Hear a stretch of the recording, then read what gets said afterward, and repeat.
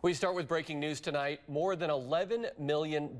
That's how much a Cambria corn mill will have to pay out after an explosion killed 5 people back in 2017. This after Didion Milling Inc. agrees to plead guilty to federal charges in court. NBC 15 investigates. Elizabeth Wattis has been following the story for more than a year now. Elizabeth, a big day for the families of those victims who died in that dust explosion.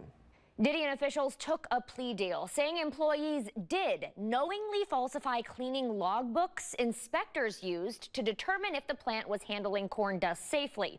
Now, we know corn dust is combustible and can cause explosions. Our cameras were on scene the very night of that explosion more than 6 years ago. Here's footage of first responders trying to put out the flames. In the plea deal reached, Didion will pay $1 million in fines, and more than $10 million will go to the families of the 5 workers killed. Additionally, the company now has to allow federal inspectors to come to the mill without advance notice up to twice a year to check and make sure everyone is following those safety regulations.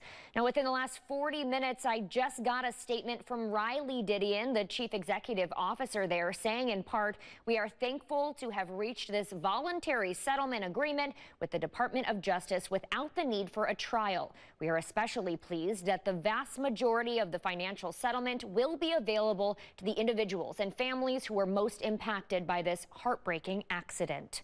Now, this particular lawsuit also names 3 Didion officials and accuses them of conspiracy, fraud, and falsifying records. Their names are Derek Clark, Sean Messner, and James Lentz. They are scheduled to stand trial Monday.